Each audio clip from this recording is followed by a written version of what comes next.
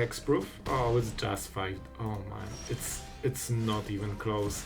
Bloodletter, and this would be like, the game is absolutely over. Man, they actually traded card for most of the game, and it's not even close, because those tokens, like all of this is free. Hello everyone, it's Sloth here, and today we went crazy because we combined two insanely powerful decks, Rakdos Sacrifice with Braids, you know, all the Percussionist, and also New Goblin. By the way, this card is so busted. After you see the games, you will just roll your eyes. And we combined it with Mono Black Demons, with Unholy Annex, Bloodletters, and some Abyssal Harvesters that can basically reanimate our creatures after they get removed. Which also means you can go absolutely crazy on the value, drain your opponent directly, double the damage with Bloodletter, and Forge with Bloodletter is absolute insanity. So this deck deals so much damage, and it can actually go way longer because you have Mentor for drawing cards and also Unholy Annex for drawing cards. So even against value decks, you can actually outvalue them, and we'll show you how today. So guys, let's go to the games. It will be crazy, and I think you'll like it. So yeah, enjoy the gameplay. Alright guys, we are going second, which is not perfect, but we have a lot of crazy creatures, so it should be fine. And we have the chainsaw. We don't have the chainsaw. Alright, that went really quickly. So we will open with Percussionist into Goblin. This is actually a pretty good draw, like honestly. Because we really want to play the Goblin on the next turn, so we can start getting free value with our crazy aggro cards that always go 2 for 1. And then we go with Braids and we try to redraw. Oh my god, are you oh man. Oh, this is brutal. So we definitely go with this. Just making sure. Yep, let's go with this one. We pay life. You can see how Painland is incredibly important here. Just having access to this red mana is just so insane. And let's swing. Now we are getting good value. And I mean, we will get more and more value. If our opponent seems to be a control deck, which means that sacrificing those tokens will be absolutely devastating with Braids. We will go another Goblin. They don't know about this one. And then we play Passage, so we can prepare for Braids. And yeah, we see how it goes. Honestly, they cannot even go Annex right now, because I think it will be too much damage. Perfect, perfect. They also left the Chorus mana, because that's how Auto Tapper works. So if they have a cut down, they won't be able to cast it. So what we will do, we don't have the Lizard. I mean, we are not drawing anything new this turn, so we kinda can roll with it. We have double black. I think we actually go for the red mana. And we go with Goblin. That means we get free stuff every turn, and you can see that we are literally outvaluing a control deck just because our aggro cards are going 2 for 1. Like literally every card I'm playing right now is 2 for 1. When this dies, I get extra card. When I get the raid, I already got 2 cards from 1. And those are the tokens that are left in the battlefield. So by seeing if they scry or draw cards, you can see how pressured they feel, basically, and they went with double scry. Not surprised. Basically, they need a sweeper at this point, alright, and that might be their full turn, which means that we can drop the Forge, and oh boy, the game is over. The game is absolutely over. Man, they actually traded card for most of the game, and it's not even close, because those tokens, like all of this is free. And this token that is created every turn is also free. So right now, even a sweeper I don't think will help them. They're also at 10. So even if they tap for a sweeper, they take 2 damage from Forge. Then we play Braids, we sacrifice. Like, it's pretty rough, man. This is sacrifice at the beginning. At the beginning of your end step. Alright, interesting. So, I don't think our opponent has the chance to win. However, they are at 14, they have 4 life here. So maybe if they have like Eclipse or something, or they will go super crazy with removal, maybe they can stabilize.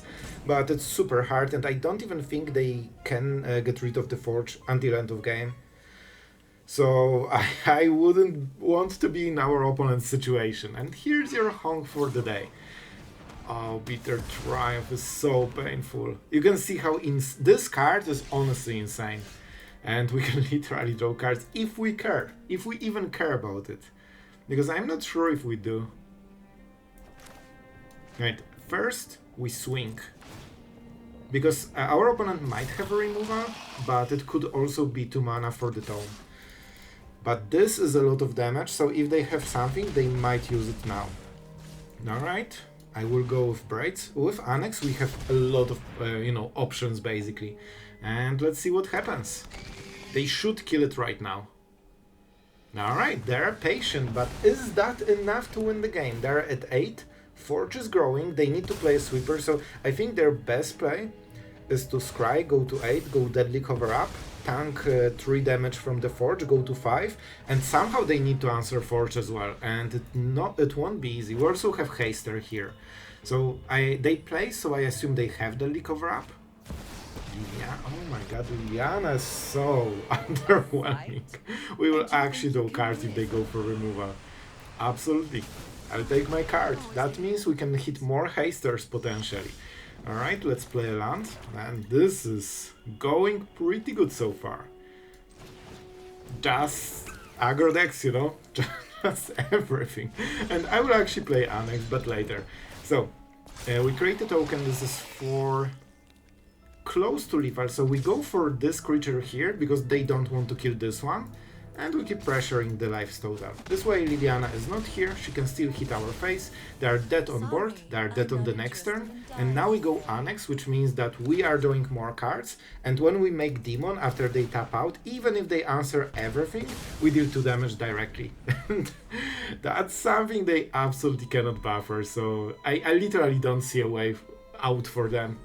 I think the game is ultra over in every way. Like, we have 3 different win cons and each one of them wins.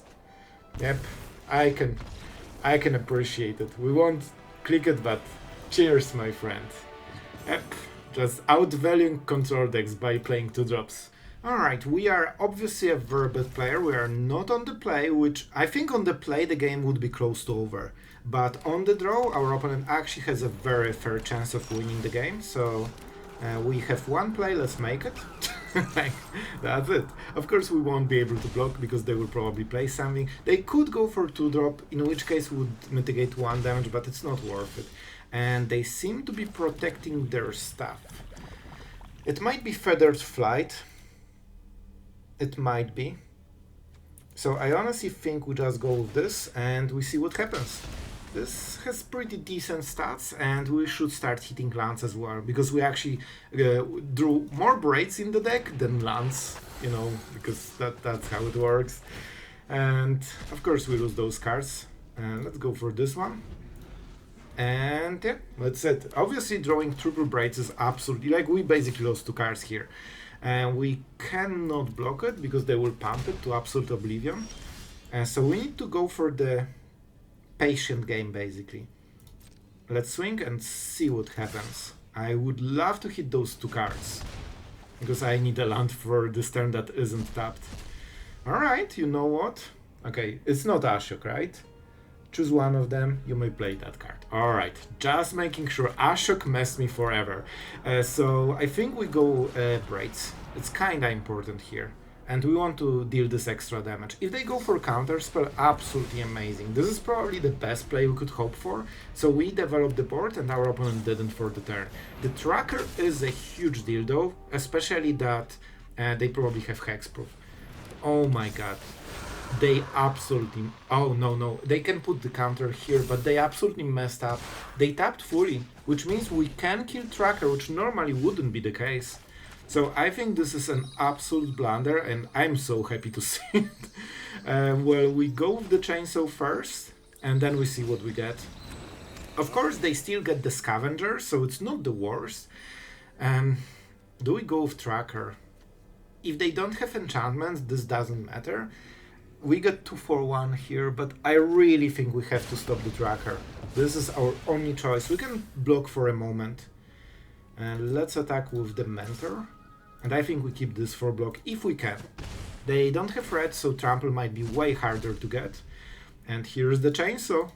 Oh man, I have to tell you, I think this is a pretty winnable game, Oh my god. Man, that was a dirty draw. Like, with this we won instantly. They have nothing, absolutely nothing. And of course, we get the counter, so our stuff will get bigger once we equip. And man, this is why Mentor is in the deck. It's just a 2-mana creature with built-in value. It's kind of insane. So what will we do? We could go for the demon even. It's not the worst. I don't want to go for the forge yet, I think. Alright, let's attack first and see what happens, because we will get selection of 3 cards. And as you can see, we can absolutely outvalue most of the decks. I really like this one, because we can play Braids on top of it. Let's crack it first. Yeah, the game is super over. I don't think they have any chance of recovery. We have more value and more tempo and more threats. Like, we literally have everything better here. Alright. Let's go for the token. And I actually think we go for the chainsaw because we want to equip 2 of them. And I want to have maximum board. With Bloodletter, we can literally kill them so easily. So whatever they have, it won't be enough, because we will deal way too much. Even Shelter by Ghost, absolutely insane card. I don't think it will be good enough. Alright, oh my god, double Shelter by Ghost is kinda insane. Oh my god. But I think it's still not enough, right? We'll force them to take damage. We could attack with this. No, we can just equip, man. This deck is just absolutely dirty.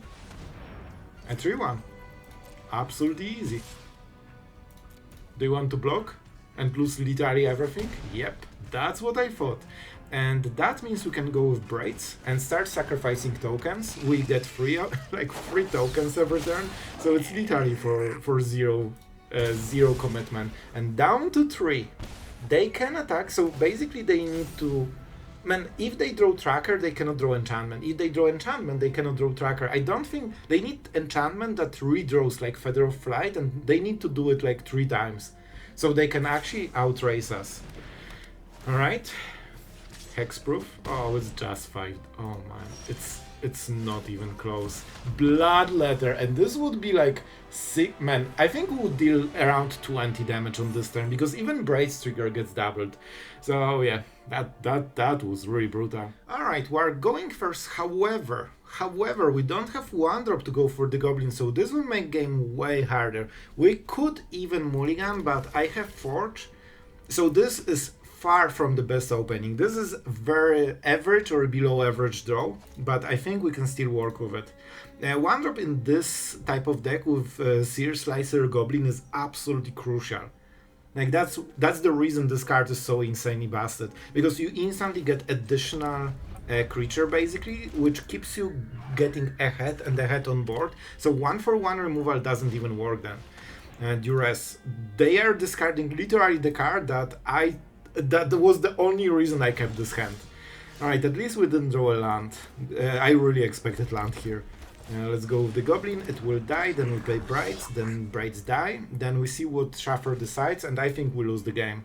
That's my plan. The only reason I took this hand is that we had Forge on the play. If they could play a 2-mana creature, but they see Chainsaw, so even if they have a bat, exactly, this is the type of draw. Every time I'm just on the verge of losing on value game, and I have way too many lands, it's like, usually you get a land. That's my experience. But of course it's just a random thing. So I think they might take the damage and see the 3-drop. Oh, if they are going with this, that's a little bit better. They have Kada. They have actually the best answer. Alright, and Braids need to do a lot of work.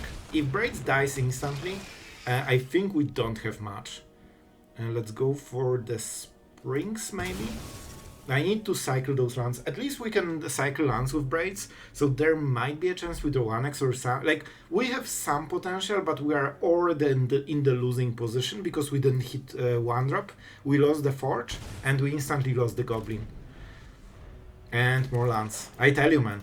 And now we lose Braids, and we don't even have the ability to keep cycling. And that's the game. We can try to draw Annex, which will scare.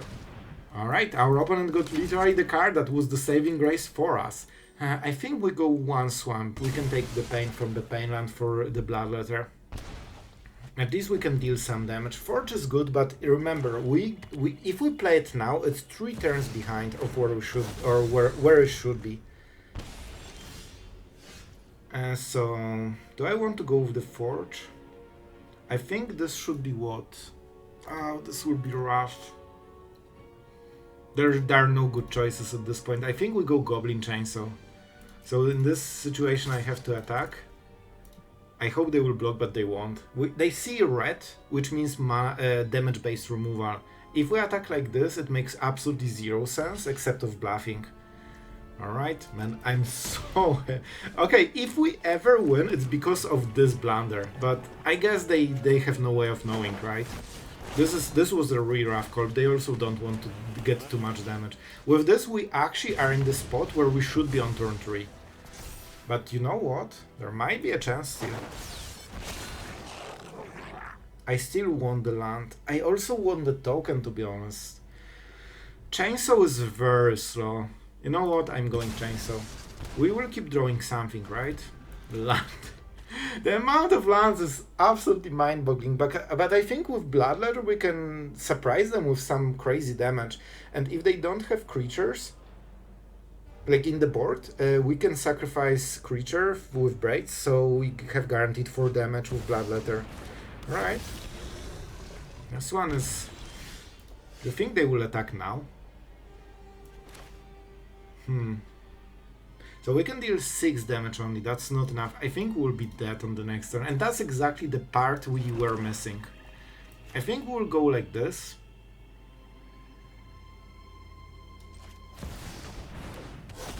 I mean, we need to work somehow through it. I think this is the correct attack. We cannot even bluff, so they will block because we are tapped, but we had to make this play to get extra damage from the Bloodletter. If we attack with this, they will block it, so let's go like this. At least we have a blocker for their Bloodletter. They mitigate the most damage, but we get a little bit of extra. So you know what? If we can ever win, this is how. This is how. And the Goblin, of course, will make a token, so it will be a little bit easier on the next turn. They were considering taking more damage.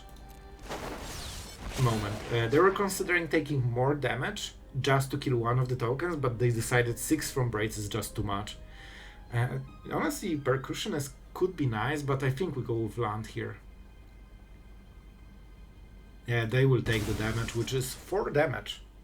They won't sacrifice a land, they really need this mana. Yep, here we go.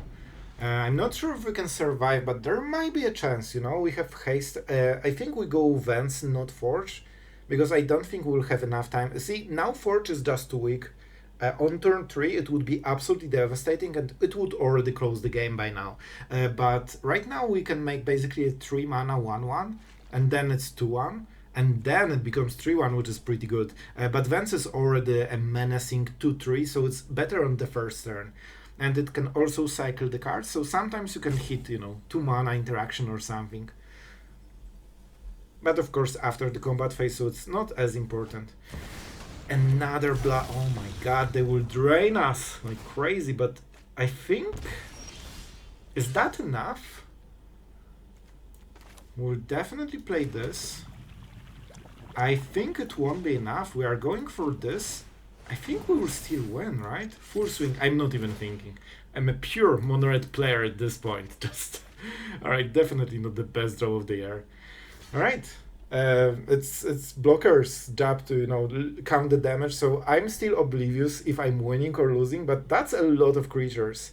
They cannot double block Braids because they are taking too much damage then. So it should be Bloodletter, and it's 5, 6, 7. I think it was 14 damage. Alright, I guess we still... Man, aggro decks are pretty good. Oh my god, on the play with... Oh man, I think we won the game. I'll be honest guys, I think we already won.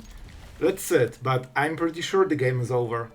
Just based on having Percussionist into Goblin, this is such a huge advantage that I think they need a cut down instantly, or like there's no way they're coming back. I mean, they actually got it. No, it's Valgalot. Alright. And this is a dance step, right?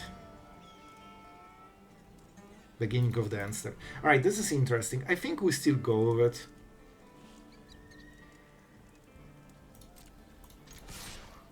They won't right? And they take the damage, and now we go with the Goblin, and now we get free stuff, because that's what we do. Man, this card is so busted, it's actually crazy. Oh my god, so this is Valgavoth Reanimator. Still, that means we need to be really quick here. I honestly think, oh man, so okay, we need to scale really hard. So what we have to do, we need to actually play this turn, so I need to play this into this. They don't have haste, so we can attack first and see what happens. We're not drawing with the Mentor yet. Alright, good for them. I know I didn't need to lose it, but I still think it's better play. We're not going for Offspring, we need to be absolutely ultra aggressive and take all the damage we can. Because our card advantage is kinda infinite, and we still got the Goblin trigger. So right now, they are 2 turns before they can, or they can reanimate on the next turn if everything goes literally perfect for them. And they absolutely need it to go perfect. They also need to hit a land on the next turn. I think they don't have everything. This is a nice draw because they can block something, and we need to roll with it. Alright, do I want to go for Braids? Right now we are not attacking with this Goblin. With Mentor we can draw a card, but we are not playing any. I think it's Braids. I honestly think it's Braids.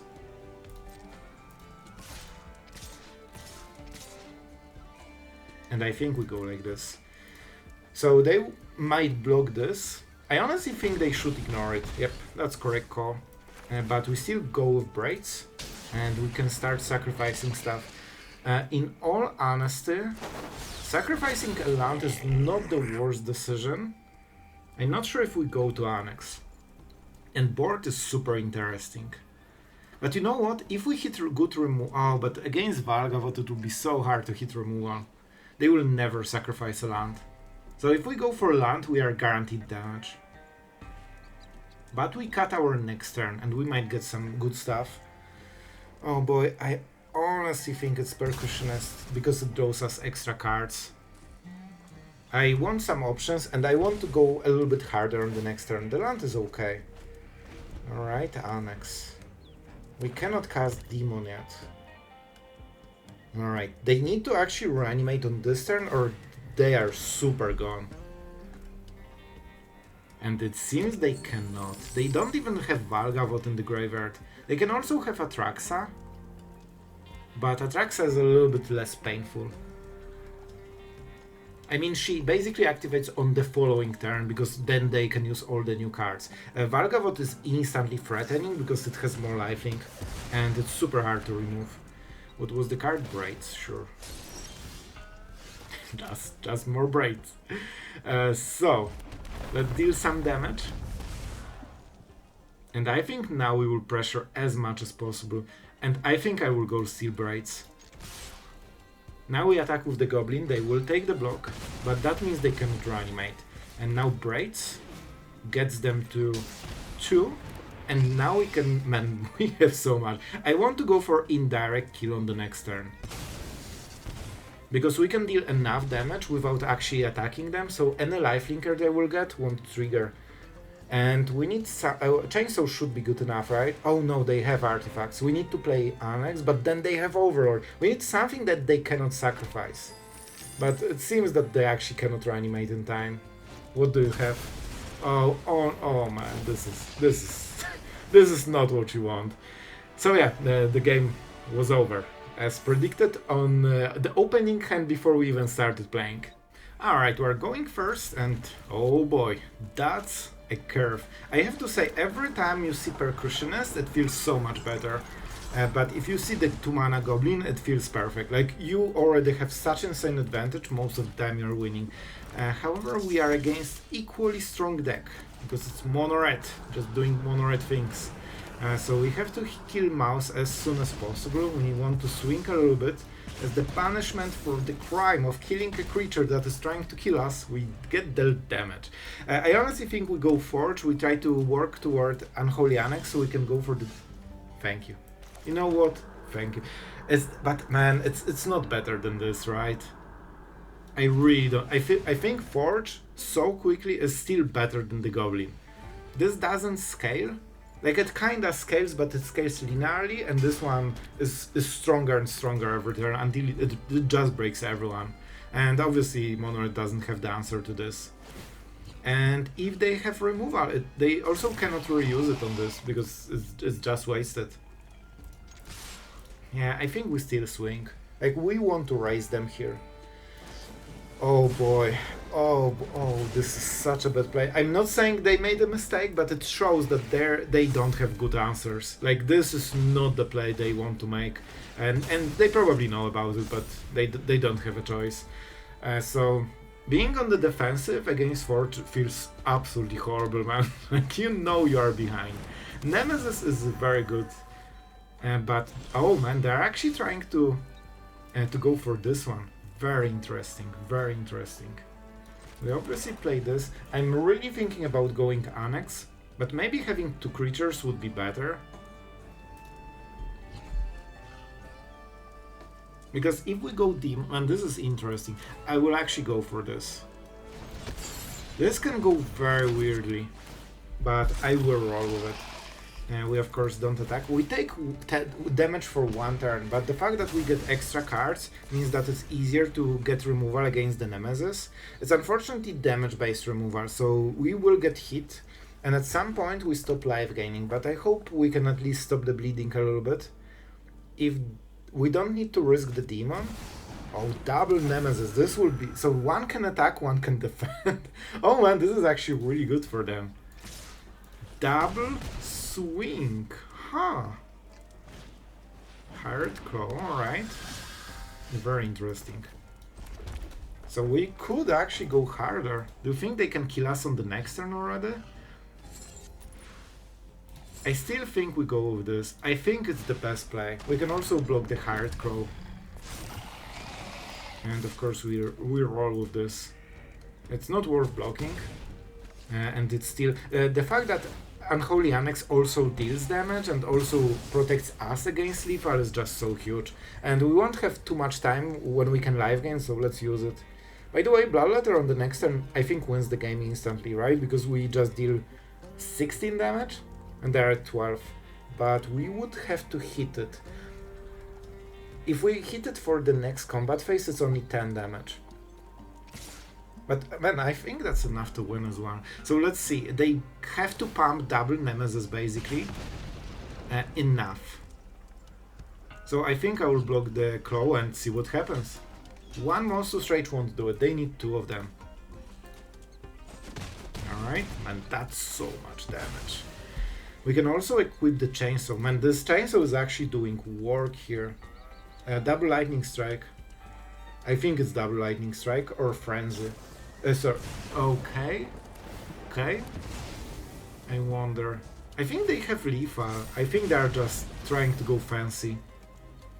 Right? They definitely have second one. Mouse. What?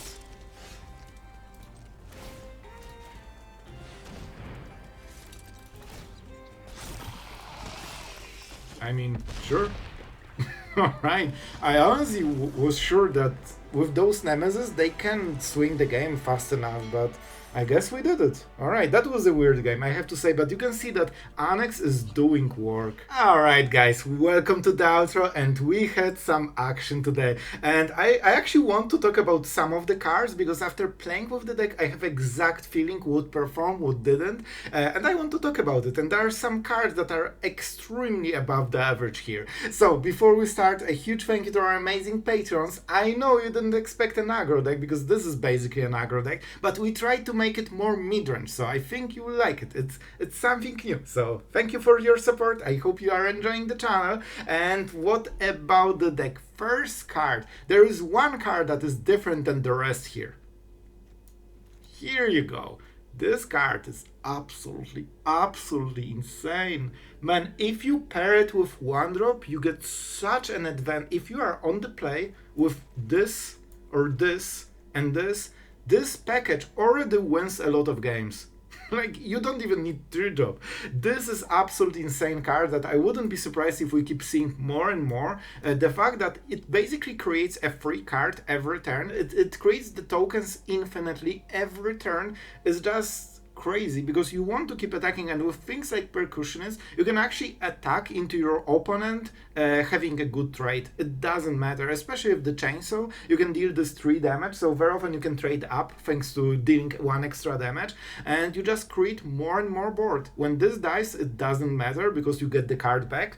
This creates 3 cards every turn. The Mentor is also a very good card. The fact that it all draws you basically 2 cards, of course you can use only one of them, but very often you need 1 good card for the turn, and that basically replaces Mentor, so even if it dies later, you already got the value. The only downside is that if you play it on curve, you cannot use the card instantly, so it actually needs to survive 1 turn, which is not easy. It usually dies because it's so threatening, but it also means that your Braids will probably survive, or Bloodletter of Aclazotz. So the Goblin is absolutely crazy, Mentor is amazing, Percussionist and Vinelasher, those cards like do not need introduction. Both of them are extremely good, and Chainsaw with the Forge and all those tokens that love to be sacrificed is absolute insanity. The only downside is that if they play a huge creature like a 6/6 Demon, Arcfiend, you might have some issues with this, so then you need to be a little bit creative. You either need to bait them to block like Harvester, this is 3 damage, this is 3, and suddenly you can kill it, or just try to go for indirect damage with Braids, or just go so wide. I usually like this strategy the most, like you go super wide, play Bloodletter, and they scoop, like sure they can kill one of the creatures, but the rest deals 15-16 damage, so yeah, that's it. And Unholy Annex is a little bit slow because very often you don't want to miss the turn 3. I've noticed that very often I try to play it for 5 mana first, and then use Annex only when it guarantees the damage. So that's an interesting one, but you can also use it as a 5-drop basically for your midrange, and this burns your opponent. And if you are playing against deck that is more defensive, you can actually get all the value from this card, and you can set it up on turn 3 and just roll with those cheap cards. Especially if you have a lot of cards, you can just spam the Vinelashers, Percussionist, you can make multiple plays a turn, and it's very hard to answer even if your opponent has dedicated removal. And then you unload like 3 and 4 drops when you know they already used everything. So guys, I hope you enjoyed this deck. This is a very aggressive deck for this channel. However, compared to Mono Red, it's infinitely more interesting. So if you want to go aggro, this is probably better than Mono Red, because Mono Red is super boring. We've all seen it. And this one actually has a lot of meaningful choices. You can sacrifice every type of card. You can equip this. You can, get cards with the Mentor, Unholy Annex. You can double the damage. You actually have a lot of different plays, and I hope you liked it. Thanks for watching. Actually, outro was longer than I expected, but you know what? We had stuff to say, so I hope you liked it. And yeah, that's it for today. Thank you for being awesome, and see you guys tomorrow.